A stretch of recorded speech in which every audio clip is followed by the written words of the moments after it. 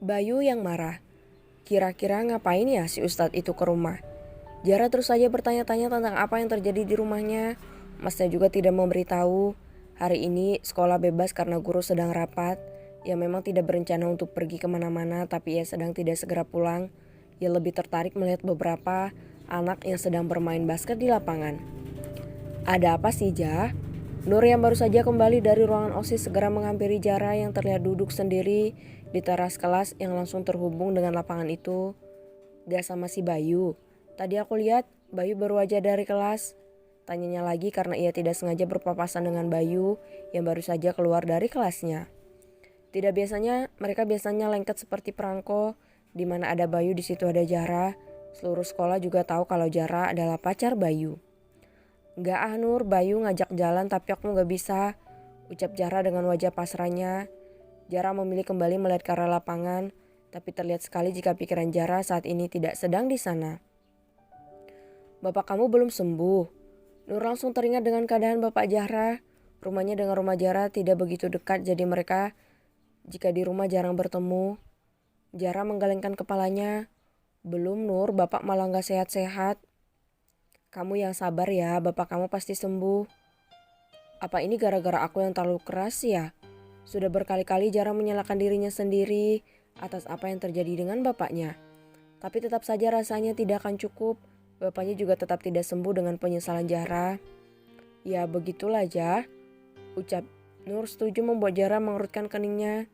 Ia kira sahabatnya itu akan mengatakan hal yang bisa menghiburnya tapi nyatanya tidak. Jangan tersinggung dulu Jah. Nur yang menyadari ekspresi Jara segera meralat ucapannya. Memang kapan aku pernah tersinggung dengan ucapanmu? Ucap Jara seketika membuat Nur tersenyum. Ia tahu Jara tidak akan marah dengan ucapannya. Lagi pula ngapain sih selalu membangkang orang tua aja? Gak ada baiknya juga kan? Kasihan bapak sama ibu kamu.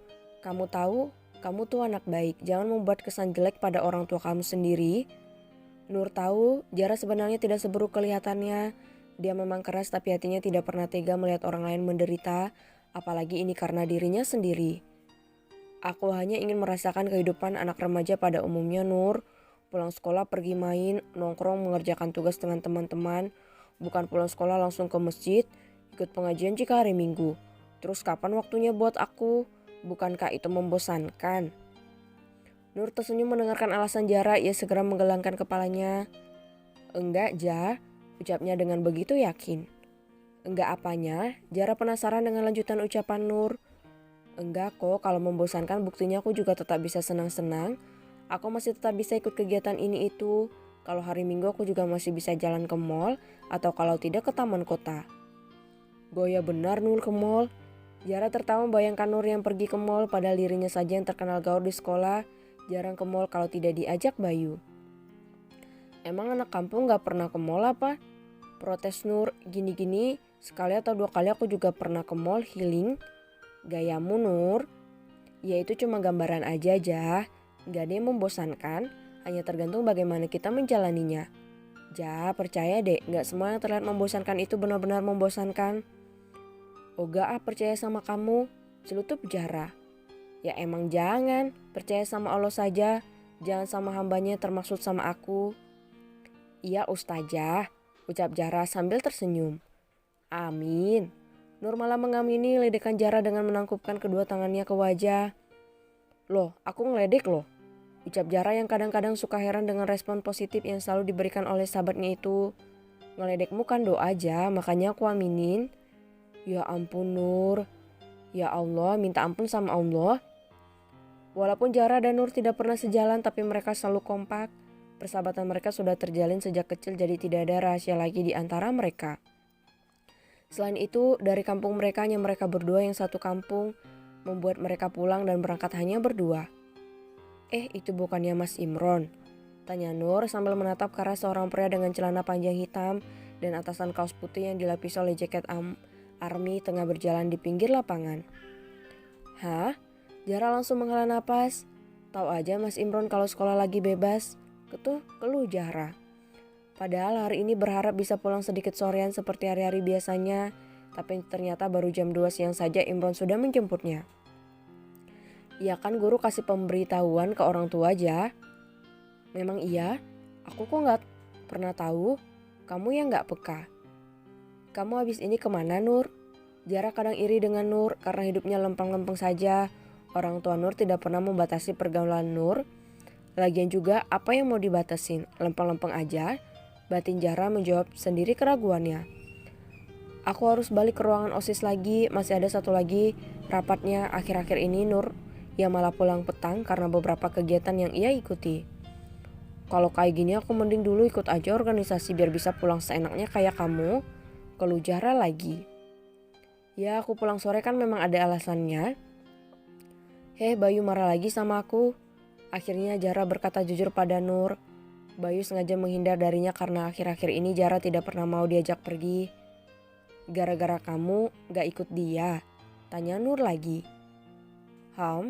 Zara mengangguk kepalanya dengan begitu pasrah, tidak peduli kakak laki-lakinya yang masih terlihat bingung mencari dirinya. Ya kalau dia beneran cinta sama kamu pasti dia juga mau ngertiin kamu, ucap Nur sambil mengusap bahu sahabatnya itu. Dan benar setelah dipikir-pikir akhirnya Zara bisa mengerti. Benar juga. Ya udah deh aku pulang dulu. Beneran kamu gak ikut barengan? Akhirnya Zara benar-benar beranjak dari duduknya, menjinjing tas yang sedari tadi ia letakkan di pangkuannya. Mau taruh mana? Taruh ban? Protes Nur sudah tahu Imron membawa motor masih menawari tumpangan. Haha. Zara tertawa terbahak-bahak sambil meninggalkan Nur yang pura-pura memanyunkan bibirnya. Tapi setidaknya Nur sekarang lebih lega karena Zara tidak lagi keluyuran. Mau bagaimanapun Zara tetaplah sahabat baiknya. Walaupun kadang mereka tidak sejalan. Ya Allah Ja, Mas sudah muter-muter nyari kamu. Siapa suruh muter-muter, kurang kerjaan banget. Imron hanya menggelengkan kepalanya. Ia tahu jika diteruskan pembicaraan ini mereka akan lanjut berdebat. Ayo, kemana? Ya pulang. Imron berjalan lebih dulu meninggalkan Zara sedangkan Zara memilih mengikutinya di belakang. Mas Imron ngapain jemput Zara jam segini? Walaupun Zara sudah tahu ada pemberitahuan dari guru, tetap saja Zara ingin tahu siapa tahu ada alasan lain. Bapak yang minta. Dan benar, ternyata bukan karena pemberitaan itu, Zara jadi teringat dengan kedatangan Ustadz Jaki tadi pagi. Tapi Bapak gak kenapa-napa kan? Tanya Zara sambil mendahului langkah Imron. Ia bahkan berjalan mundur agar tahu bagaimana ekspresi wajah Imron. Mas sudah izin sama guru kamu. Oh, jadi Mas Imron gak tahu kalau hari ini aku bebas? Tapi ada apa dengan Bapak? Mendengarkan penuturan dari Imron malah membuat Zara semakin khawatir. Ya udah Mas, kita cepatan pulang. Zara tidak lagi protes, ia memilih berjalan cepat menghampiri motornya yang terparkir di depan sekolah. Ia dengan cepat mengambil helm yang masih tergantung di motor bebek milik kakak laki-lakinya itu. Pelanja, hadik Imron saat Zara benar-benar tidak sabaran. Zara naik dengan begitu cepat ke atas motor, meskipun Imron belum siap, seakan-akan tidak ingin ketinggalan sesuatu.